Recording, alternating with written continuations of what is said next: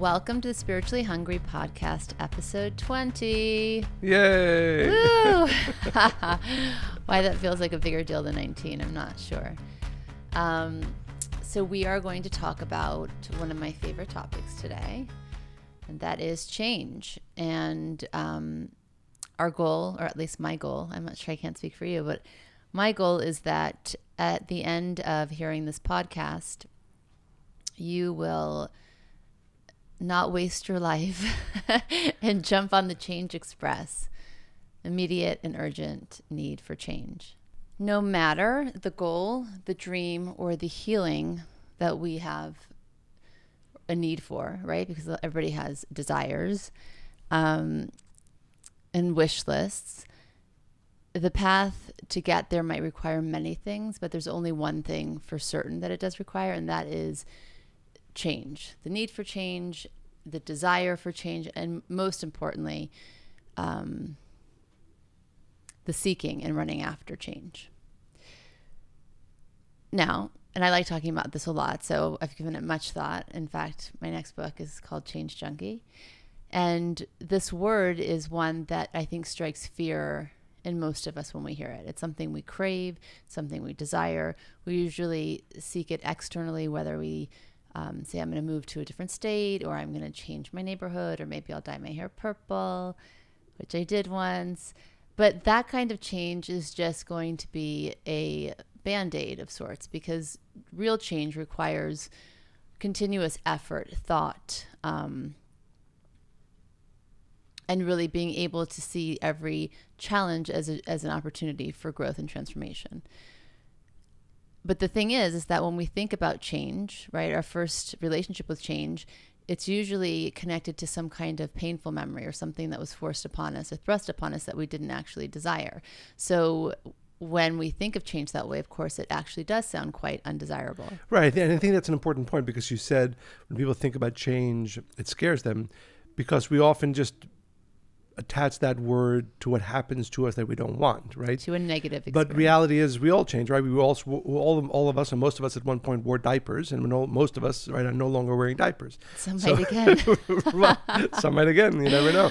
But we like that change, right? So we don't necessarily attach that. And, some of us never went to school, and then suddenly we were in kindergarten or wherever that was. So What? So we never went to school and suddenly we were in kindergarten? Yes, when you were 1 year old. I don't think, were you in school at 1 year old? I wasn't in school yet.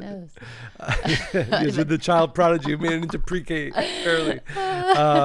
But that's the point. The point is, and this is something that I think it's really important to know, right? This isn't a spiritual belief. This isn't even a belief, right? The reality is that we're all changing all the time. In every moment of every day. And very often it's very positive change. I'm happy I'm not wearing diapers. I'm happy I went to first grade. I'm happy that I moved from, my old, where I grew up, and so on and so forth. I think for whatever reason, I think our mind, and this is another quirk probably of the human mind, when you think about change, and many people will say, oh my God, I remember that time that I got fired, right? Or the time my parents got divorced. Exactly. And I was forced to live into different homes. And I think part of embracing change is the understanding that life is filled with nothing but changes, and very often, they're very positive changes. That's the thing. We often credit our worst memories with change, but we tend not to realize that our greatest memories actually were also because of change. Absolutely. Change was along for that ride as well. Right. And I think if you look throughout your lives, all of us have had amazing, positive, happy changes, right? None of us will say, like, I remember the time 5 years ago that nothing happened, right? No, right? So I remember 5 years ago when we had an amazing, dinner, or we had, I got my next promotion, right? I think the things that we look back at life and are excited about are change. They're positive change, often change that we pursued, but that's the one real constant in life. And I think the message, though, is, so first is change is a constant. And the beauty here, though, is you get to decide and direct which way the change is going to happen. Are you going to grow and move forward, or are you going to go backwards? There's a lot of people change in the wrong kind of direction. How it's going to happen, and maybe even more importantly, how you're going to react to it. Exactly. And then even change that is thrust upon you, then you still have a choice in that. You get to choose your response to it. And if you view change that way and you embrace it that way, it's quite liberating and freeing. It is actually the most freeing thing you can do. And that's how I became a change junkie, because you remember, I mean, when we, maybe you don't because you don't remember details like this, but when we first got married, I'm a Virgo, and, you know, I didn't know that. That much you knew. But, and he married me in spite of it. But I remember that, I mean, I knew once we were married, my lifestyle would change in many ways. My life would change in many ways. But the idea that we would travel so frequently, like at a moment's notice, right? Like next week we're going to go here, or in 2 days we're going to go there. We're going to go to Israel, like in you know, a day or whatever. And leaving a suitcase kind of at the front door at all times was really uncomfortable for me at that time. At the beginning, I was like, look, you know, sure, but let's plan it, or let's have some time to prepare, even mentally. And I wasn't happy in that state of being. I wasn't happy living in such a rigid, controlled kind of way. It's funny. I mean, we were laughing about this the other day, right? There are people we know who have to have, I mean, used to be probably to some, and you still are to some extent in positive ways, right? People have to have the complete hourly plan. Okay, today at 9 o'clock I'm doing this, and 8 o'clock I'm doing this, and at 12 o'clock I'm doing this. At 1 p.m. I feed with the kid, you know, and so on and so forth. Because we think, what does, you don't want to share? Yeah, no, go ahead. Because we think that we can control everything that happens. And there are people who really, for me, personally, it was never important to me for everything to be organized and on time. But the reality, and I embrace that. But because the problem is that when we think that we control or even can control, or that, I would say, go further, that we should control every part of our lives, then change becomes scary, change becomes uncomfortable. And then you risk everything just to protect what it is that you've cultivated and collected throughout your life. And I don't honestly think that leaves a lot of room for joy, for sure, or curiosity or surprise. And one of the things that winds up happening is that you're often fighting reality, which you'll never win It's against. Exhausting. What, you know, and that's the thing. That's what I was doing. Exactly. And I, you know, and some days I'd win, and other days when I wouldn't. Oh, those were really difficult, unhappy days. And even when you did win, probably not days filled with as much joy as fulfillment that you should and can have. Right. And so then I started to change my approach to life. And of course, I think that having Josh really made me go all the way with this. I mean, there were hints of it in my life for sure, because being a very type A person and very controlling and being very miserable with that aspect of my life and that part of who I was. And, you know, and again, that could still, you can change it if you're not so attached to it, and it could still be a positive, right? Like I still do love a daily planner. I love a pencil with an eraser. I do have my workouts, you know, scheduled every day. Still use, even though most of us are on our iCalendars, you're still using your paper planner. And yes, I get a real satisfaction in At some writing. point, you know, they're going to stop making them. No, then I will make one myself.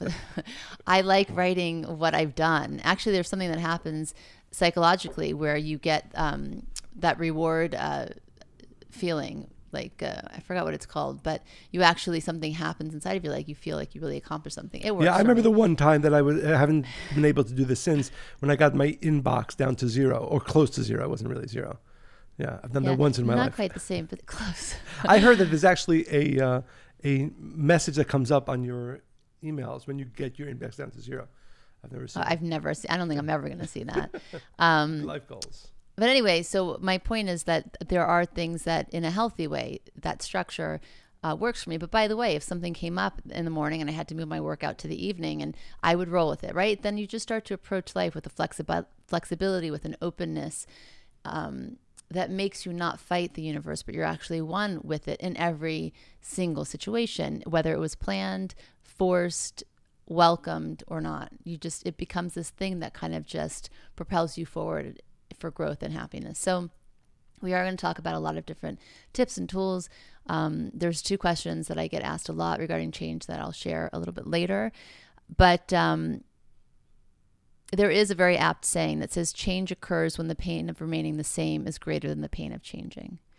And I just want to break that down a little bit. That's not always the case, right? I mean, I think one of the messages that I'd like our listeners to receive is that because life is about change, that really what you want to become is something, like you said, a change junkie, however each person wants to call it for themselves. Junkie. That you become somebody who is pursuing, embracing change, right? So yes, but I want to go back sometimes- to where probably most of our listeners are. Like, of course, this wouldn't be a new idea to you, even if you don't call yourself a change junkie, because you have chosen this kind of life, right? That is about transformation and growth. And so you are really open to the curveballs and where life takes you, and you see the gift in those. But think about for a lot of people, and even if we, different people come to us for advice, even family members, etc., who feel very stuck, right? And they are craving change, and they just don't know how to start or where to get out of it. Often, or they might not have enough willpower or impetus to change. I think those are the cases. Those are the saddest cases. right. But that's a lot of the conversations I have very often, right? So I always like to take it to, I guess, to where every stage of where everybody could be, because there's no shame in that. You just start somewhere. So even if you find yourself like, I've never seen people around me change, the role models that I had in my life were very stuck. You have one job for the rest of your life. It's better than not having a job at all. Just kind of settle. You're in a relationship. It's not great, but at least you're not alone. These kinds of belief systems that a lot of people walk around with. You said that, because I think that's really, there's really only two paradigms within which we can live, right? Change or settling. Yes. Because you will not achieve really the things that will make you the happiest, or the situations and places that will make you the happiest, if you're settling and not changing. So really, yes. I think some people might have the perception, well, I can change or just stay the same and great, right? Those aren't options. The only two options are change in a positive way. Hopefully most of our changes can be proactive and not reactive, and things that we can embrace because we choose them. But the other option is not staying the same and great, but rather settling. Absolutely. Because, by the way, if you, let's say you're in a relationship and you just can tolerate it right now, it's just bearable, right? I can promise you in 15, 20 years, it will be unbearable. And that's why sometimes we see people they get divorced in their 70s or 80s, and you're like, well, why? There's that joke, right? Yeah, it's not a joke. It's a true story, which one of my favorite stories. I think I might have told one of the previous podcasts, but it's certainly worth repeating. We have a friend who's since passed, but he was telling us a story that his parents they were unhappily married for many, many years. And I think in their 70s or so. 80s even. It was like some shocking. After 50 or 60 years of marriage, they got divorced. And he asked his dad, why are you getting divorced? He says, I just couldn't take it anymore. Like his level of unhappiness was okay for 59 years and 364 days. But then when it came to year 60, that was enough for him. Exactly. Because he was probably, to some extent, settling for 60 years. And then when you do that, you always sacrifice more than you thought you would, because what are you sacrificing? Opportunity. Again, like I said, just the ability to wake up and see the world in a different way, and to everything that happens to you is a beautiful thing, right? It's an energy that's constantly flowing, constantly moving. And when you stop that process from happening by settling or just accepting less than, you actually, I think, stop and hinder your growth. I think that as humans, we tend to think that a lot of growth happens from birth until, let's say, you're a young adult, maybe probably mid 20s, 30s. Yeah. So whatever that time is. Have your career. Right. And then that's it. But actually, if you think about it, we are meant to grow and change and develop in every area of our lives until we die. Right. But we stop it unless you consciously challenge yourself and really think about what we're saying today. You stop it usually around age 30, right, 35. Or at least you think you're going to stop, again, as we said, because changes are going to start happening. You're not going to be happy about them. You'll be, unfortunately, a person has the possibility of living life being unhappy with all the changes that are being thrust upon them in their 40s, 50s, 60s, and so on. And very often then people are like, I don't know what happened. How did I get here? Right?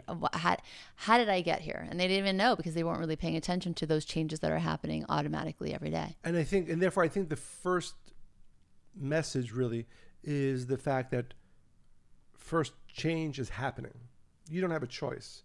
You can delude yourself and think, yeah, you can pretend. I can coast from, after I've changed enough, I found my career, I found my family, and so on. No, change is happening. And one of the things that, I often like to, when the Kabbalists speak about the necessity of change, there's two things that often I share, is that, the word in Hebrew for spirituality is ruchaniut, or it relates to the spirit or the wind. And that really is like life. If you look in nature, right, there is nothing in nature that remains inanimate. It remains the same. Trees grow, leaves fall off. Everything in the natural world as well is always changing. Mm-hmm. And certainly in the spiritual world. And that's where that word of spirit or wind is used, because that's what we're meant to be. We're meant to be an ever evolving being, and that includes change and growth. It's so funny you say that, because when I was thinking about what I want to talk about today, I was looking out the window. This is yesterday, and it was really windy, and this tree right outside the window was blowing, and the leaves were different colors, and the leaves were falling, and I felt so overwhelmed by nature, right? And I thought about it, that why does nature move us? Like if we look outside or when we're in nature, suddenly we feel a little bit more spiritual and more connected to something higher. And I realized it's because if you were just to stare out, if you were in nature, you would see so many changes within that day. You know, the sun hitting the mountain, then moving, then the moon coming, the animals that come and go, just the constant change every single second of the day. And of course, you're going to feel more connected to something greater. And it was really inspiring. So as I was thinking, I was like, well, that makes so much sense of why people enjoy this, or why I do, because it's reminding me first that I need to be moving in that way, right? And that I'm really small in the vastness of the world. It's one of my favorite songs, right? Cat Stevens, "The Wind," right? "The wind of my soul." You want me to sing? I'm not sure. going Go ahead. Yeah, no. Come on. Almost, maybe another time. Okay, and that's the point. The point is, we look at nature. It should be a learning for us. That's the way I'm supposed to be living my life. That's the first, and the second is that we can get to a place where we enjoy change. Mm-hmm. Right. I think that's the point. If a person does not, so, there's a book out, and I know we both really enjoyed it, and I do recommend it, and I think I mentioned in one of the previous podcasts, but by Bruce Feiler. Yes. Right? It's really it's an amazing book, and he speaks about he actually brings the story, I think, about 235 people he interviewed over a number of years who've gone through life changes. Yes, he did amazing research, and at different stages of their life. Right, and one of my the idea is that he came, and now it's scientifically proven, and something maybe we did or did not think about previously. In his research, he found that there's two types of changes. One are smaller changes. A person they could be proactive or reactive. A person gets a new job, gets fired from a job, mm-hmm. moves to a new apartment, moves to a new house, loses things like that. And then there are what he calls, and that he says that every person in his research, between every 12 to 18 months, there's something relatively significant that changes in each person's life, mm-hmm. which is an amazing understanding, right? So again, to all of our listeners and anybody who previously thought, no, I can live without change, I can coast for the next, 1 year, 5 years, 20 years, not possible. His research showed that every 12 to 18 months, he calls them, these you call them disturbances that occur in our lives. Again, not huge, what he calls life quakes. But separate from that. So significant change is going to happen to every one of our listeners every 12 to 18 months. Just, are you paying attention to it? I think most people... And how are you experiencing it? If they're not even aware of it, right? They're not experiencing it. They're kind of just ignoring it. And then that's why after 7 years, they're like, how did I get here? That's one way people are living with change. Other people are more aware, right? So there's levels. And I think right now is a good time just to everybody to check themselves. Do you notice these occurrences that happen every 12 to 18 months? Right. Or do you wait till they kind of become life quakes? Right. And then he says every person goes through 3 to 5 life quakes in their lifetime. And life quakes, again, could be, the death of a loved one, a divorce. I would say it's higher. That's surprising. But that's what he found. Like the huge ones. I've already had, let me think, 4. Okay. I'd say. 1, 2, 3, 4. Or maybe. By the way, I'm sure some people go through them, right? I'll run out of the numbers early. Some people, I'm sure, go through them, and because they are either in denial or fighting reality, certainly not embracing and finding how they can grow and change from it, they might not even. But I think by the way, it's an important. Why don't we ask our listeners right now? Think about the last 12 to 18 months. Can you identify a disturbance? Right. Again, it could be something positive, which you got a promotion, or it could be something that occurred to you that you didn't necessarily desire. And what have you experienced a life quake? Right. And the reality is, again. And what were your responses to both of those? Most importantly. And again, so I do recommend, Life is in the Transitions is the name of the book. And it's based on, I think it's William Joyce, a quote.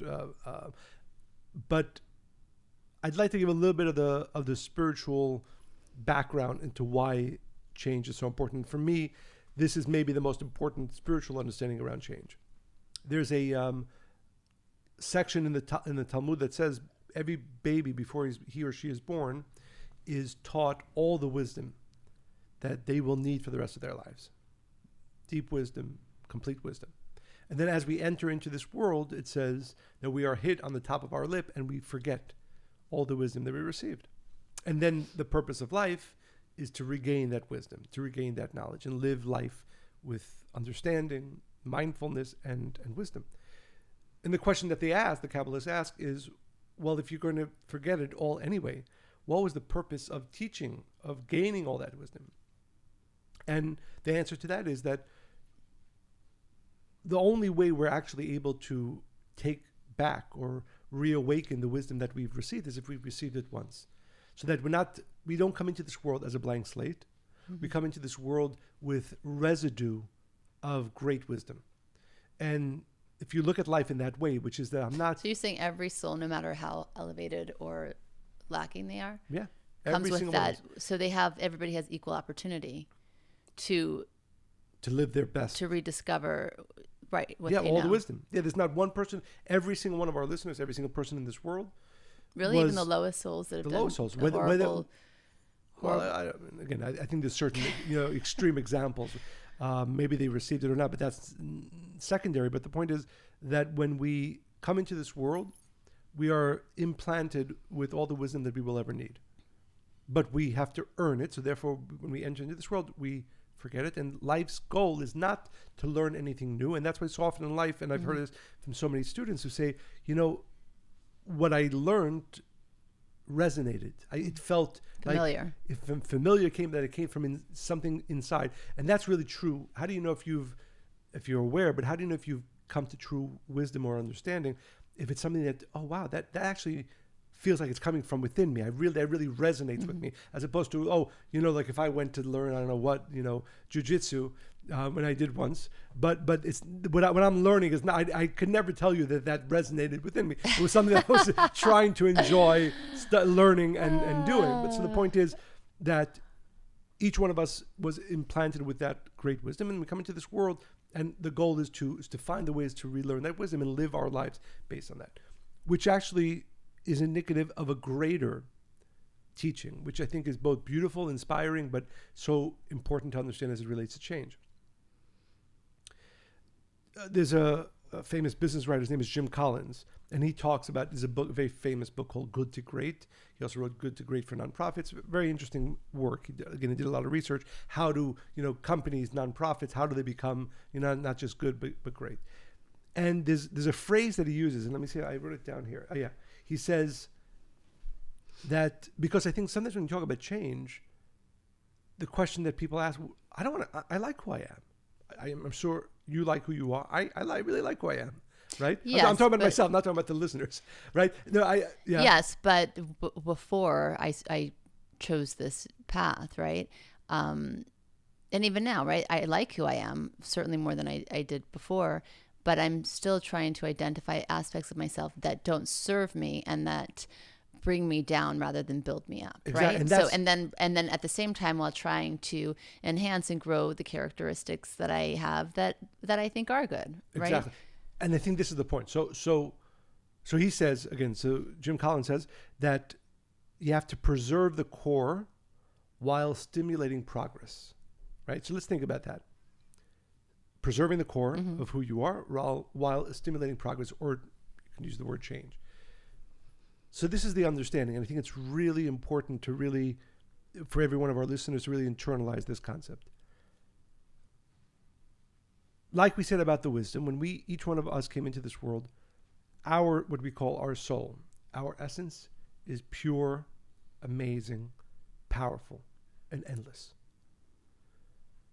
Life's journey is not about becoming something else or something new, but rather reverting to who I actually am, at my core, at my essence, at our soul level. Right, revealing that part of yourself. But what exactly? So I think it's both. Again, it's both. It removes the heavy lifting, right? Because if I believed that who I am meant to become in this life is something so brand new, I have to discover all kinds of things outside of me. No. The purpose of life is to reveal who I've always been. Now, unfortunately, most of us don't ever complete that revelation, but it's so important to understand that I do not need to go outside of myself and become something new. The entire purpose of life is to reveal the amazing essence and soul that I have. So and the last thing is, and I hope this isn't too deep or too complicated, there's a concept that's called, in Kabbalistic terms, it's called the klipot, or the shells.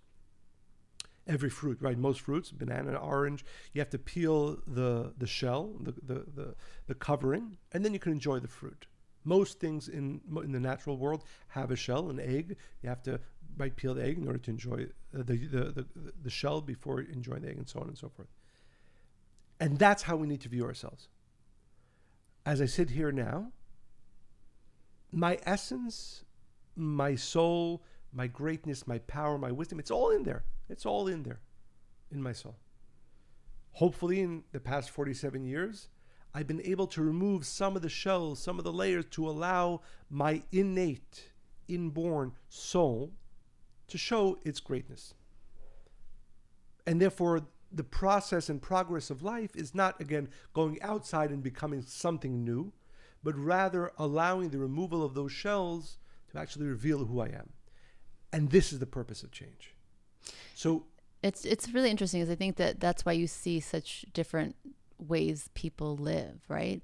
Because some approach life where they are trying to peel back the layers, crack the shell, however you want to say it, and others add more layers on, depending on how they're living, right? And their actions, whether we are busy gossiping or, there's a list of things, right, we can do to create more and more shells.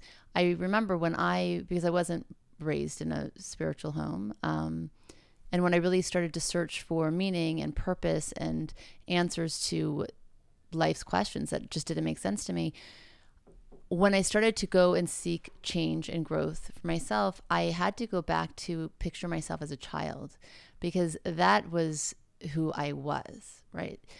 And when you're speaking, I went back to that in my head, because I remember at age 7, 8, I felt very good in my skin, just in my soul. I felt like I was doing actions that were kind, that were purposeful. I felt like I was happy. I felt like I was connecting to all those parts of myself that I actually want to reveal more of. And then I got distracted from ages, let's say 13 until 17. And I put some coverings, and I felt unhappy and I felt lack. And then I started to pursue change again, or connecting to that part and peeling layers back. So I do think that is spot on what you just said. And I think that all of our listeners just go back and try to envision yourself at a time where you felt like you were connected to the deepest parts of you. And I think that's a really good place to start when we're really pursuing this. And there was one other thing when you were speaking too, because, I've often said that I get a lot of unsolicited feedback. And I've learned thankfully, to. I don't often. I've learned to embrace it. It's fine, and it's kind of interesting now. Because I love studying human behavior, so it's just interesting for me at this point.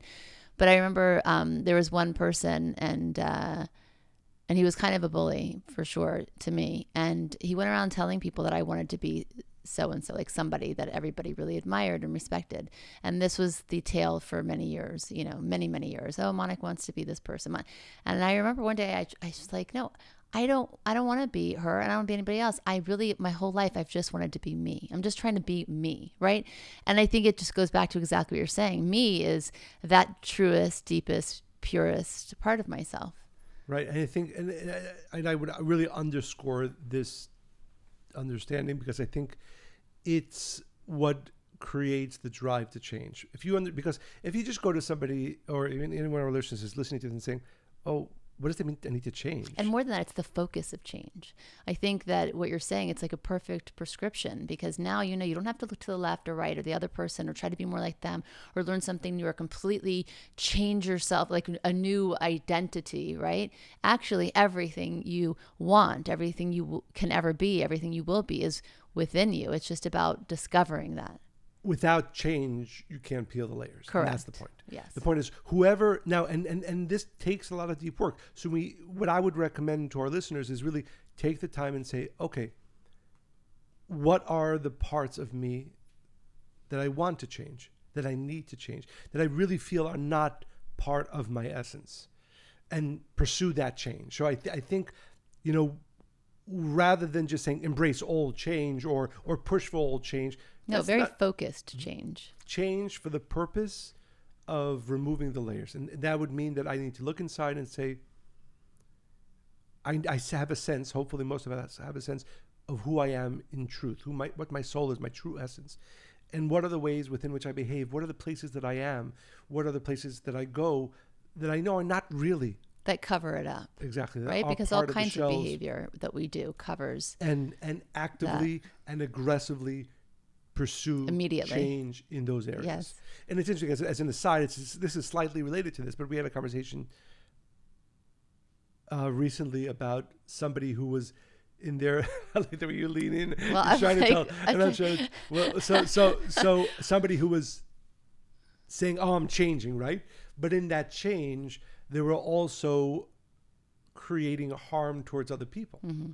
So I think it's so important. Sometimes often you'll meet people say, "No, I am going to speak my truth now."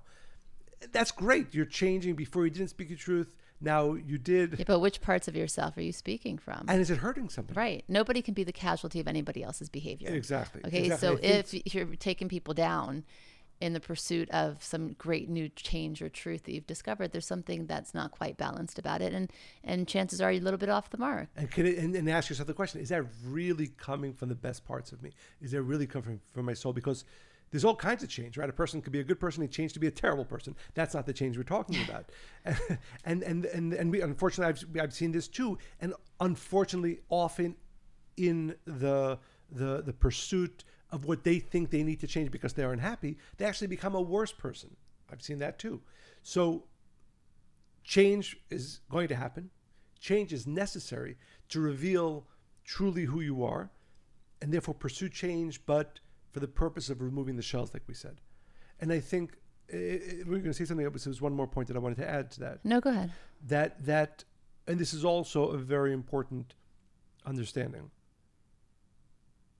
I was going to say, like with change, if you don't choose how you want something to change you will be changed by it, right? So especially if it was something traumatic, and maybe I think in a about negative way, that's right? what I'm saying. And so I remember for both of us, when we had Josh, we actually sat down and said, we know how this can change us as a couple, and it could pull us apart, right? Having a child born with a special need or disability, and we actually actively, we sat down, we chose how we were going to respond to it in every single way, including in terms of our communication as a couple, right? And how we would raise our other children in our home, and how they would relate to their brother. Like we spoke about everything because we knew, right? We had met so many couples who were in the same position as us, and we saw how it changed them, but not for the best. Yeah. And I remember once we once yes, I know. We walked into a home, and it literally felt dark. It felt like their world. It felt like death.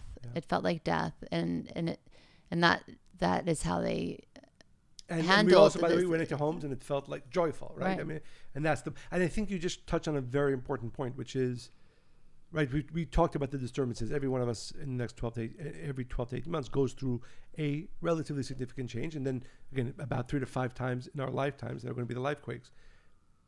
And one of the things that you touched upon, which I think is so important, is to make a plan. When something significant happens in your life, a life quake, don't just, even if you're relatively spiritually minded and you're trying to embrace it in one way or the other, no, the life quakes take actually mindfulness, purpose, and a plan. So I would strongly recommend, again, we did that. And not wish it just to pass, or even if you don't, even if you're in the mindset of this, in some way this is going to change me for the better, don't just be more mindful than that. Right. Actually create be strategic. A plan. How do I want this to change me? I think it's really important, really important. The other point, which I was going to say as relates to change, is the fact that we're talking about, again, pursuing change, hopefully now with the right consciousness, which is that I have such great light and purpose and soul, and it's there. I just need to change, and I'm going to hopefully make that list of things and ways within which I can change in order to allow who I am to change. But also the understanding that we are not in it alone, and that could be scary or not, and that is that, we call it the creator, call it the universe. We have a change mentor that is following us in life. And the reason behind both the disturbances and the life quakes are to allow us to reveal who we actually are. Now, most people will not choose a life quake. If we were alone in the pursuit of change, most of us probably wouldn't change as much as we need to in life. Thankfully, there is, again, we call it the light of the creator, you can call it the universe, that conspires in a positive way to help us change. So explain that, because I don't think a lot of people are necessarily as aware or in touch with the feeling of the creator's hand. Right. So I'll give you an example. Recently, I was driving, and you know what I'm talking about? No, I always find it entertaining when you share about yourself publicly. Monica has this face. I'm so whenever I'm saying something that she's not sure either she's heard before or she's not sure what I'm about to say. I like that. Yeah, exactly. I like because surprising you. and also it's entertaining for me because I tend to be more of an open book. I'm always sharing like this thing that happened yesterday or whatever. And so when you do it, I get a little tickle from it. Nice. I'm ready. I'm ready to be entertained. Okay. Yes. You know the story though, so you might be disappointed. Anyway, I was driving and I wasn't paying attention. I wasn't driving that fast anyway. I got pulled over by a policeman, by a state trooper. Well, I wanted the story to be a little juicier. I'm sorry. Maybe I'll make things up. I'll make something up next time. And literally, as he's in this, because I try to live my life in this way, and I'm assuming he's pulled me over because I was speeding. I wasn't paying attention, but I don't know why he's pulling me over. So he comes to the window, and before he comes to the window, I have like my first thought, thinking most of us, I was both in a rush to get somewhere, and oh my God, now I'm gonna have to deal with this cop, and whatever, I don't know, whatever. But the next thought I had is like, look, this is coming from the creator, I call it the universe, and whether I can see exactly how or why right now, this is going to make this the only reason this isn't happening because I am unlucky and this state trooper happened to pull up behind me and so on and so forth. This is happening. This is directed and this is purposeful. And in some way, this is going to make me a better person, help me in my change process. That again is for the purpose of revealing the best parts of myself. And so that was my thought. Like, I don't know exactly what's going to happen, what and so on, but I'm just so excited and appreciative that the creator has made this happen for me, right? None of us, I think, wake up in the morning and say, I wish the state trooper was going to pull me over, right? But how is this connected to change? Oh, so this is the point. So, but let me finish. I think it's a relatively interesting story. So and most of us have had these interactions. It's actually the first time I've ever been pulled over for speeding. Never in my driving career. I know, because you tend to drive very slow. I'm surprised. Or safely, depending on how you want to characterize it. I'm actually surprised. I'm really surprised you got a speeding ticket. It must have been a very slow. Yes, was it a 30-mile zone? It was a 45. Okay. It was a highway with a 45 speed. I never heard of because this you must have been going like 48. I was going 65. But okay. So I roll down the window and like again, what's going on in my mind is I'm just like so happy, right? Because this is happening. This is for the purpose of my change and growth. Do you know why I pulled you over? I said, no, I really had no idea. He says, do you know what the speed limit here is? I said, no, I really don't. He says, what do you think the speed limit is? I said, I guess 55. I'm on a highway. He said, no, it's 45. And then, then the whole process, license, registration, so on and so forth. Anyway, it was like 15, 20 minutes on the side of the road. He gave me a ticket and so on and so forth. But the point is... 15? It took that long to get a ticket? Yeah, he was obviously having... He wasn't in a rush, yeah. Yeah, he wasn't in a rush. But the reason I'm sharing that story, it's a small, a small annoyance, but the view of it that I had was, I'm not in charge of my change all by myself.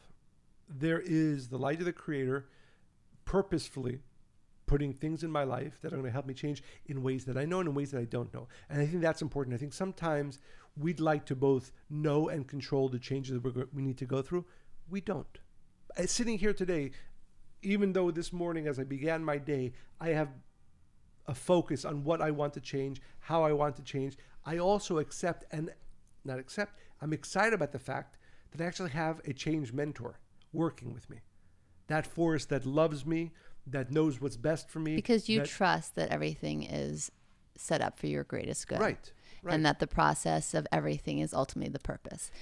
And that it's net. But the point is, what I'm saying is that it's necessary. The point is, if you shift this, if everybody shifts their consciousness to this, then they would embrace any speed bump they hit for sure. And what I would say more than that.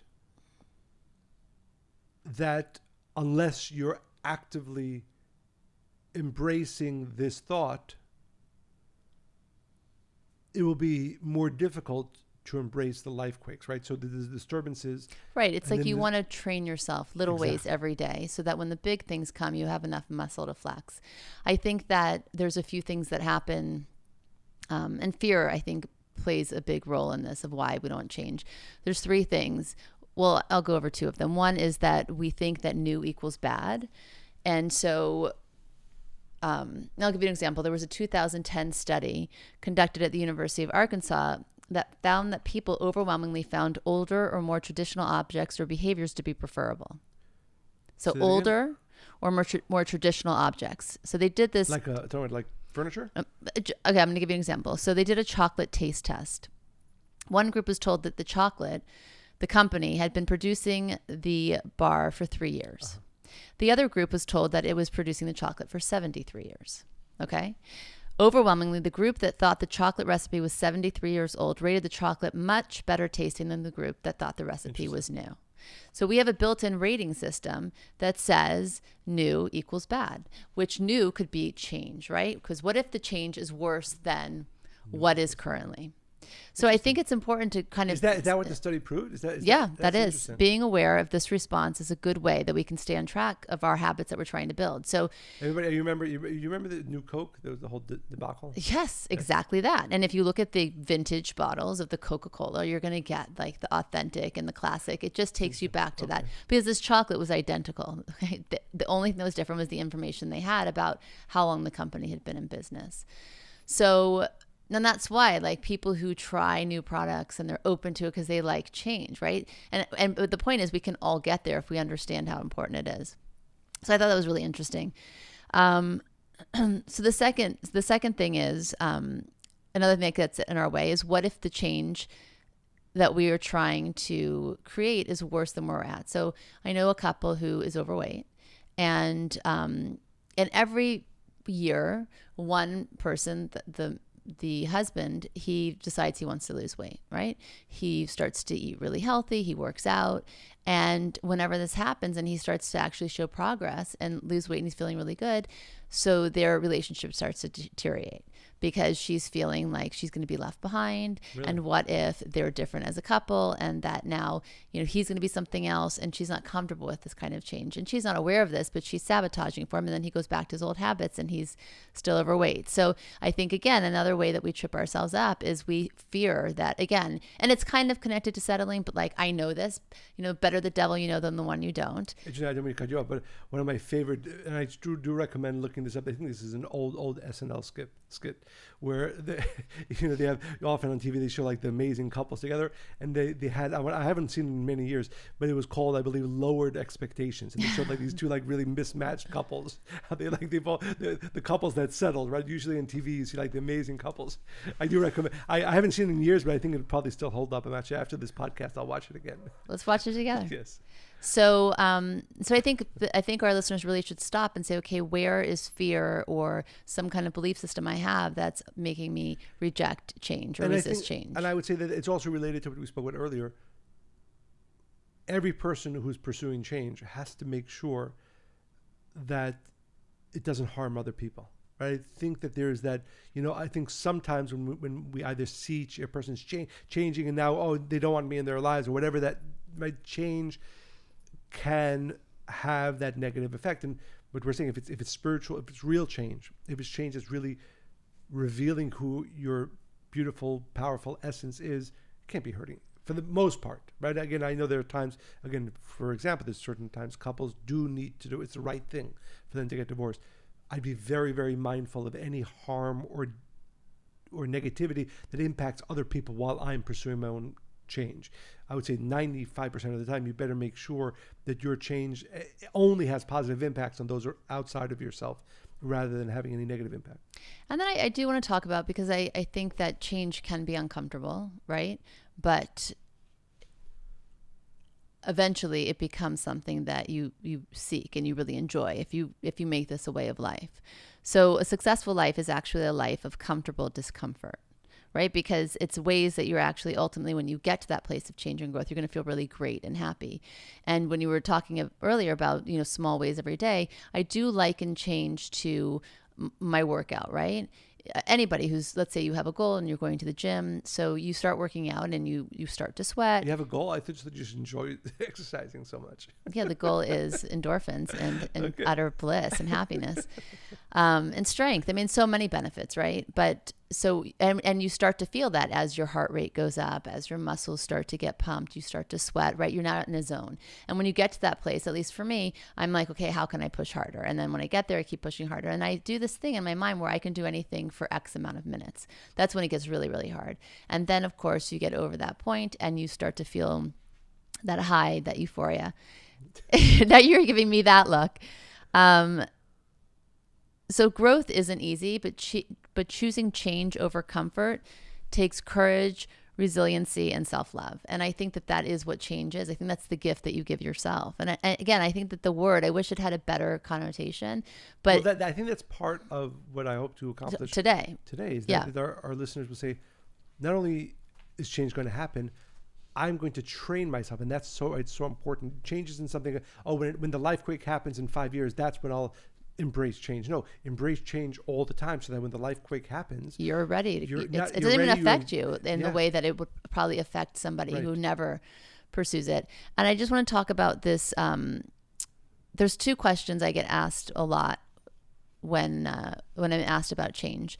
The first one is, what are some ways to create change in small yet profound ways? Because I think also when people are thinking about change, they're thinking about it in these huge kind of, that have to be so hard, and it's like, climbing a mountain, and it's got to be really life-changing, like the life quakes, but not really. If you are able to create change in small ways every day, then you're going to see your whole world is actually going to change. So, and you have to be doing that. I think that's the point. And I think there's a lot of research on this as well, that if you say, I want to become the world's best public speaker, for example, and that's not really, I mean, and how do you get there? Well, by probably pushing yourself every single day to have a conversation with somebody for 2 minutes and so on. The point is that do it very poorly at first, by the way. But the ultimate goals will true change. And this is one of the things that I think is worth, because a lot of people spend a lot of time planning a big change, right? A lot of energy in the planning and the strategy and the thinking of it. You don't need to think that much about change. You just need to pursue it. Small steps. Small. Exactly. So in 1995, and I really love this idea because I think it's going to tie into change, wolves were reintroduced into Yellowstone Park after years of absence due to hunting. A solution was needed to the host of ecological problems presented by a rising elk population. The elk was overgrazing the park to such a degree that various plant species were disappearing, and the park was at risk for desertification, among other things. So scientists and ecologists had a sizable problem on their hands. What were they going to do? Well, this is where wolves come in. Not only would they be solving the elk problem, but they would also get a chance to observe what happens when a top predator is introduced into an ecosystem. So this is a small tweak, right, that could potentially provide them with very interesting research opportunities, and it did. The addition of the wolves changed the ecosystem so drastically that it's still being studied 25 years later. This seemingly small change set off a cascade of transformation that included less gazing by elk, the creation of rivers, a teeming population of beavers, and the return of certain trees. All of that because 14 wolves were released into a 3,500 square mile radius in the wilderness. Each change we make in our lives reverberates and creates change where we would and could never expect it. And I think that's the point. You really never know what one small change, if you choose that every day, is going to lead to great change. And I know that I'm sure you can attest to this as well, that some, if not most, if not all, of the amazing things that happen to us in life are predicated on small changes we started making 5 years ago, 10 years ago. Like, I think you often in your lectures use that concept of the tabs. He created these tabs. I mean, if you're familiar with, if you're nautically inclined or aerodynamics, on the plane, it's like a small rudder that's attached to a larger rudder, which a rudder is like a tiny thing that helps things rotate. So what he understood is that if you just had the large rudder, it would actually just clip off and the whole thing would be destroyed. But these small rudders, by making a small change, it would move the whole ship or the plane so effortlessly and seemingly. So it's the same way we need to approach change. These small little tabs, Right. The way to rotating them ever so slightly. how do you move a big ship slowly? Right. Exactly. So change by definition means to make the form, nature, content, or future course of something different from what it is or from what it would be if it was left alone. Which it's like, I just love the definition because then it seems quite delicious. It's something you want to approach.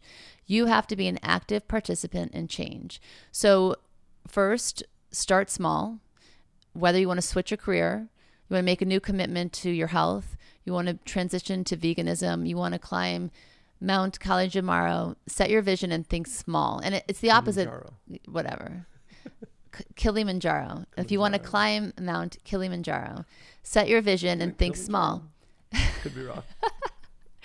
So the point is, ask yourself, what are some small changes you can make today? Which reminds me, I really enjoyed the story. James Baldwin, the famous writer, activist. So, somebody once asked him, what do you have to do to be a writer, right? To become a writer. He says, you need a desk, a chair, paper, and pen. And that's the idea that, most people, give me some amazing ideas of how I'm going to become the most amazing writer. No, start writing. And, over 20 years, you probably have a chance of becoming a great writer. Exactly. And again, I think it has to do with why you're writing and what your intention is. And is it about becoming a great writer? Or is it that you have something to say? But even if it's about becoming a great writer, but that can't be that. Happen unless you're sitting by a desk and you write a paragraph, exactly. Or you write a few lines. Actually, in that same book that you mentioned earlier, he tells the story that he did that with his father, who was majorly depressed and trying to kill himself, I think 6 times in a matter of 12 weeks. And he was not depressed his whole life. He had been diagnosed with Parkinson's. But to get him to change his state, he started by asking him one question a week. And he said that his father was never somebody who wrote. He was more of a doer than a thinker. And he would think about this question, and then he couldn't use his hands anymore because of the disease, so he would say it into a recorder, and he would send his son this. And in the end of this, and then he'd send him another question the week after, and then the questions got more elaborate. At first they were very basic. And then after about a year or two of this, he had written his own biography, the father, who was not a writer, right? But what did he started with a sentence a week. Yeah. And which reminds me, if I can say that one of my... You can always say anything you want. I have more to add on my list, but go ahead. He brings there a study, which I think is powerful on many levels, certainly as it relates to change and how we tell our story. And there was research done by Marshall Duke from Emory University. And it started because his wife taught children with special needs. And she found that the children who were maybe the most important indicator of a child's well-being, who were emotionally stable, I think he said, is if they knew the story of their family to great detail, who the grandparents were, what they did, and so on and so forth.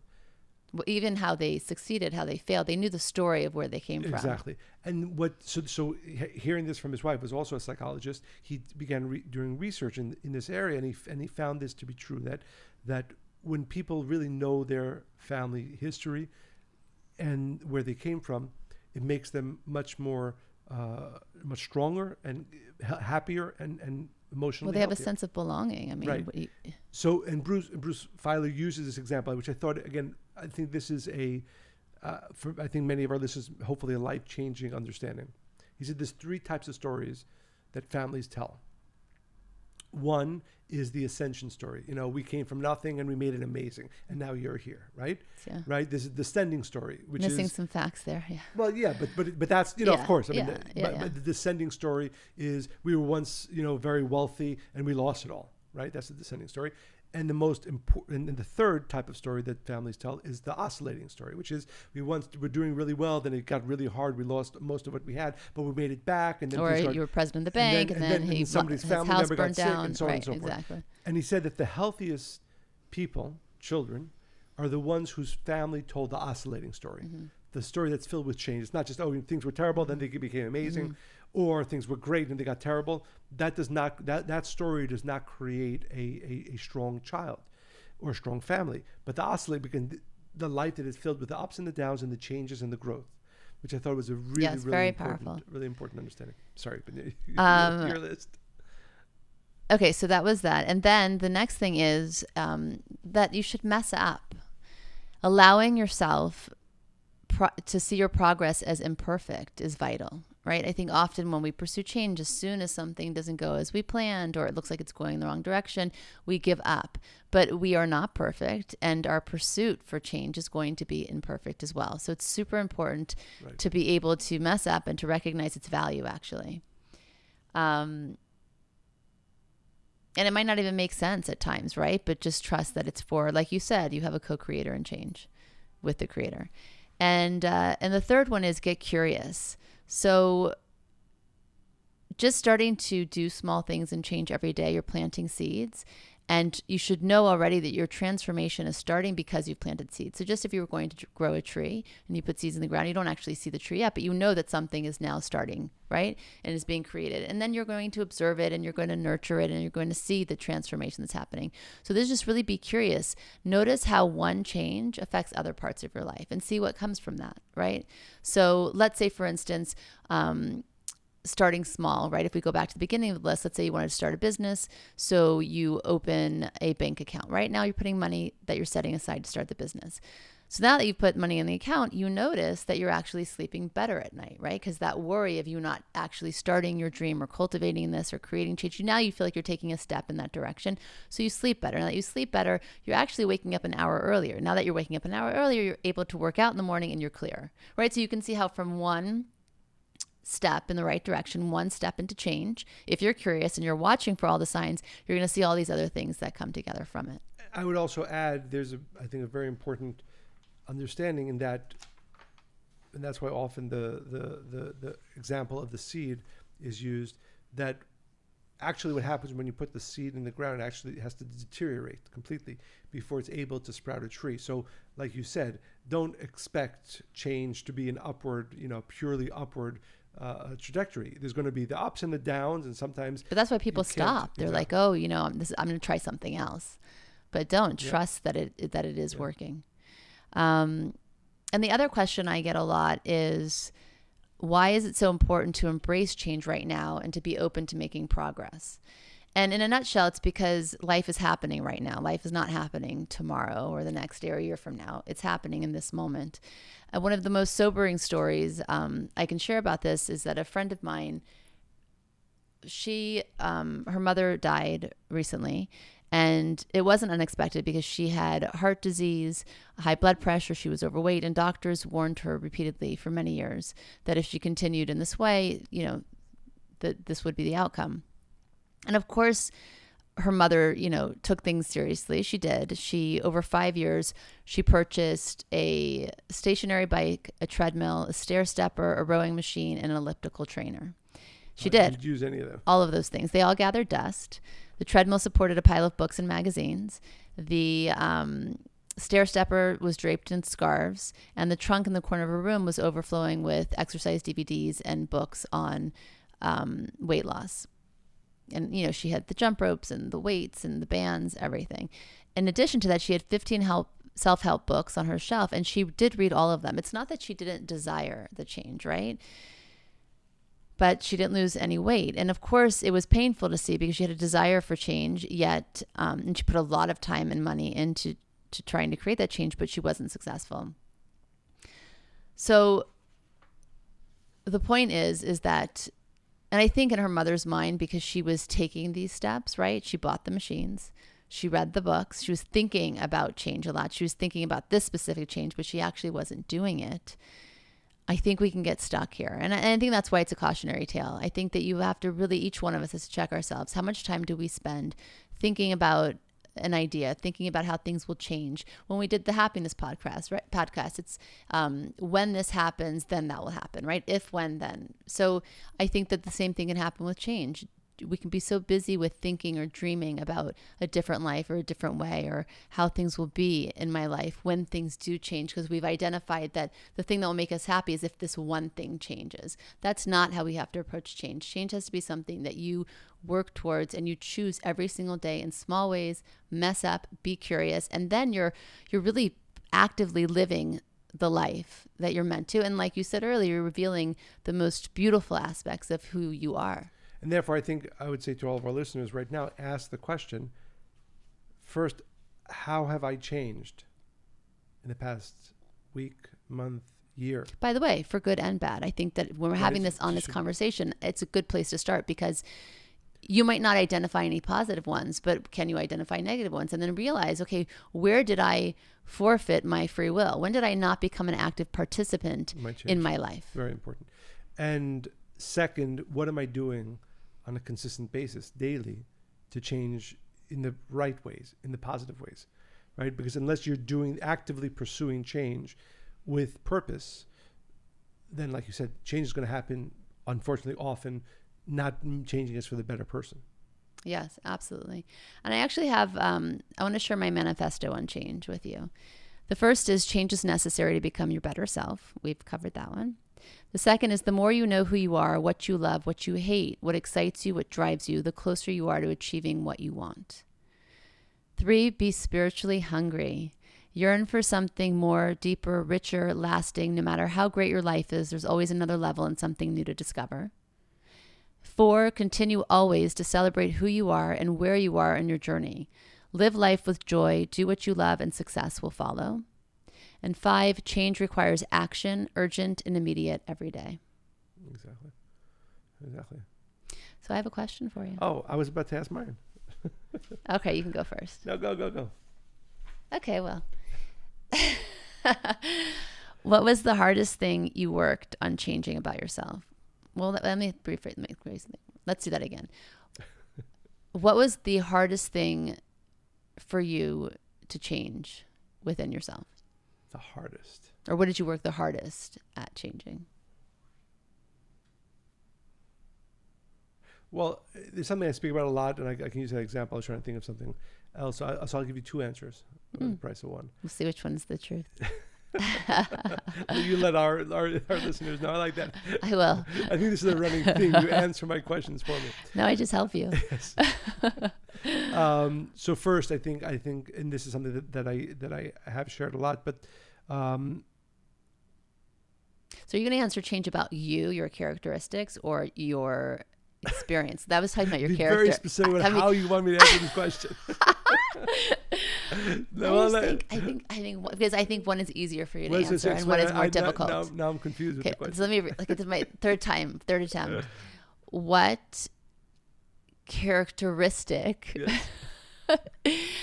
have you worked really hard at changing? Yeah, so it's still the same answer. Okay, fine. Well, you didn't even answer it yet. So go ahead. So the point is, growing up, I think like many people, naturally shy. I really enjoyed studying, reading by myself. I did not enjoy neither people, crowds, most importantly, speaking to people or crowds. Yeah. And I think this is an important understanding, I think, for me now and for our listeners, that if you really, we spoke about earlier, which I think is so fundamental to understanding change, that to reveal the greatness of my soul, I needed to change. And I had to find what is it about me that I believe needs to change in order for me to be able to reveal that. So for me, the answer was, well, if you're studying, gaining wisdom, obviously you need to share it. If you need to share it, that means you have to be able to enjoy being around people, enjoy speaking to people, enjoy teaching. That is something that I forced myself to actively pursue from the age of, 16, 17. And now, these many years later, I would like to think that I'm better at teaching, better at speaking with people, better at being with people. And for me, but the purpose behind that was this understanding that, like I said, I really believe that I have an amazing soul and I have great light and wisdom to reveal in this world. And what are the innate nature that I was born with that I need to remove in order to allow me to reveal that. Right. And you still do you enjoy. Like my answer? Is it okay? I accept it. Yes. And you still do enjoy reading, having time alone. I mean, and I think that's a good point though, because it doesn't mean that you don't still enjoy those things. However, you're constantly pushing yourself to reveal even greater parts of yourself because you see how that's because I often think about this. If you didn't push yourself in that way, how many people would have never learned from what you've learned, right? From your wisdom. You're also very funny and you're very empathetic and you're a great listener. And people would not questions well. Not so much. I'm giving you a compliment and now you're fishing for more. I'll just stop. You finished my compliment. Yes. How many people would not have experienced that if you never grew that part of yourself? Absolutely. So that's a perfect example of why change is, necessary. Right. And I was going to say the second answer, and I think this is something as well that good for me and probably for many of our listeners, is not to own the titles we give ourselves. What do I mean? For example, the story that if I tell the story of myself is that, I'm a teacher in some ways, I'm a writer, and those are important things to me, right? But in my mind, pursuing change is the excitement of knowing that next year, 5 years from now, the core is, like Jim Collins said, the core is going to stay the same, but I don't know exactly how it's going to be manifesting. And that's really exciting to me. I try not to buy into the story of who I am today in such a way that I want to keep, that's who I want to stay tomorrow and next year and 5 years from now. I have to assume that in 5 years from now, the core is going to be the same, but the external expression of it is going to be so different in so many exciting and new ways. Unrecognizable. And I'm excited. Exactly. Mm-hmm. I'm excited about that. Exactly. So the question to you is, I make them easier. A change you went through recently. Well, that should have been 12 months ago, I guess. Let me think. Change I went through recently. My best friend always does this. I tend to forget the smaller things, and she's like, Monica, remember that time? I was like, I don't remember that story. I'm trying to remember the story, the situation.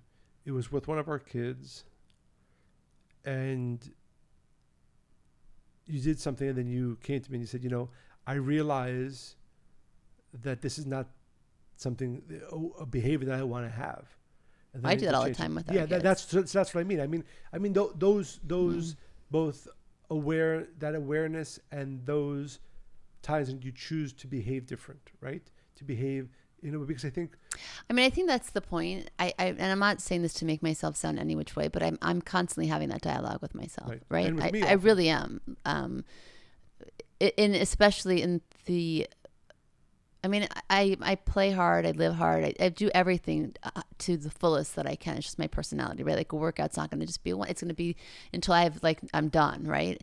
And so as a mother, as a wife, as a teacher, I'm always saying, okay, what could I have done differently? How could I have done it better? And I'm having that dialogue, that conversation, that emotional feedback with myself quite consistently. So, and I think that's an important point. Maybe that's why I can't think of one, because I think it's actually just the way I live my life now. It's constant, everything's changing. I have a schedule for today, but it might not happen and something else might happen instead. And I've really learned to appreciate that. Actually, just last night, I remember another one where we were talking about, again, people that we know, and you were talking about your relationship with them. Mm-hmm. And then you said, okay, I need to reframe it. Oh, yeah. And I think, like you said, I think it happens very often. Yeah, no, I think, by the way, I think we have these conversations at least twice a day. Right.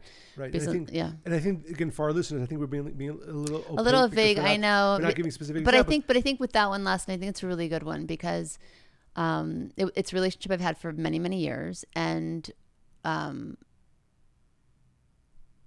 my approach to it, I just had a realization last night, what is it really? Maybe if I approach it this way or I think about it that way. Yes, your question, not to big you up, but how can I invest more, better and more in this relationship? Yeah. How do I need to reframe it for myself in my mind in order to do that? Yeah. So I'm constantly having that because I also don't believe that you go through life kind of enjoying or not really understanding the purpose and meaning. I think in everything I do, I want to know, why am I doing this? What is it serving? Who is it for? And how can I do it better? How do I change to be doing it better? Exactly. And I really do have that conversation daily.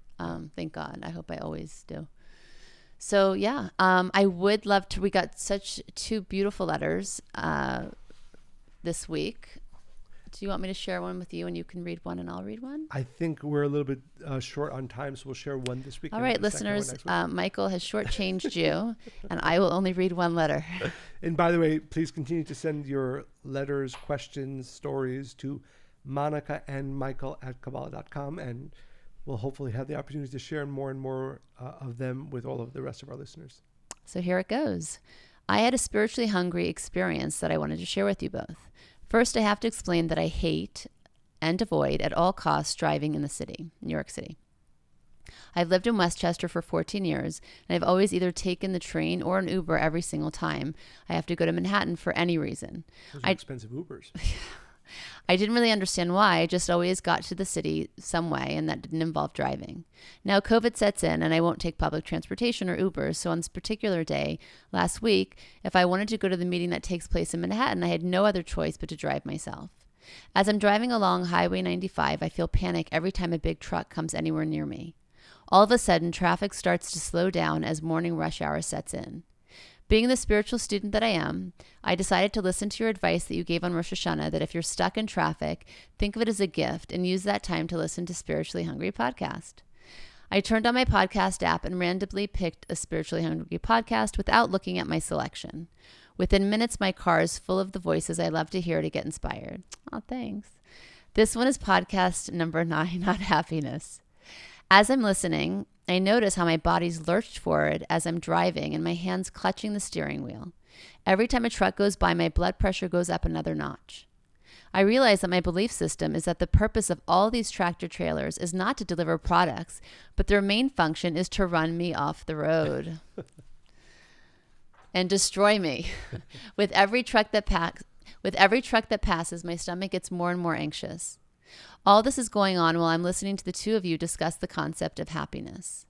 At that moment, like a light bulb going off, I realized the contradiction of my life versus what I'm listening to on the podcast. I said to myself, stop. Are you happy right in this minute? No, you're living in fear, pure panic. This is not the joy and happiness that you say you want to live. At that exact moment, while I'm listening to the two of you, I realize that right now in the middle of your podcast, I can choose to either live in panic while driving or enjoy it and realize that my fear is irrational. Procter & Gamble did not load up trucks this morning with thousands of dollars of goods for the purpose of running me off the road. With this new realization, I enjoyed the ride all the way in. Even more so since I overcame my fears. I felt elated. I simply made a choice to choose happy over fear, just like that. I decided that I wanted to send you a letter to tell you how your podcast helped me overcome my fears because I listened to it in real lifetime while I was having the experience. But wait, there's more. She's really spunky and cute. I wanted to send you a letter, but I didn't have time to compose it. So last Sunday, I was driving to visit my son in college, and I thought I'll take my thoughts and transcribe it when I get home. So I have a 2-hour drive in front of me, and realizing that I'm enjoying this drive now. I'm feeling happy. And as I'm getting my thoughts on record, when all of a sudden I realized that I gave both my children my criteria for their college selection, that it could not be further than a 2-hour drive. I realized that I made them choose their college unknowingly because of my fear of driving. That's powerful. I realized at that moment how much of my life and my children's are wrapped in my fears. I realized how ridiculous to let my fears have such an impact on their whole lives. Michael and Monica, I'm glad that I chose to listen to the Spiritually Hungry podcast that day. Michael, you jokingly said on Rosh Hashanah that when you're stuck in traffic, listen to the podcast, but it's a statement you changed. But in that statement, you changed the direction of not only my life, but of my children. So thank you so deeply for the life lessons. And guess what podcast I'm listening to next? Overcoming Fears. Yet I'm so happy I'm not ruled by irrational fears, and I'm looking forward to a great year for myself and for the world. Tons of love. Thank you so much. Really, like we say this, but I really mean it. That when we receive letters like this, or people tell us, or in all ways that you share with us, the impact that Spiritually Hungry is having, the positive impact that it's having on your life, really inspires us. And that's really why we do this. Besides, again, we do really enjoy having conversations with Monica. But we do this because of hopefully the positive impact that it has on our listeners. So please, make sure to keep sending questions, stories to Monica and Michael at Kabbalah.com. Go to Apple Podcast, rate it, write a review, share it with all of your friends so that this hopefully inspiring wisdom can get to more and more people. And as I always say, I hope you enjoyed listening to this podcast as much as we enjoyed recording it. And remember, change requires urgent and immediate action. So get to it and have fun. Bye.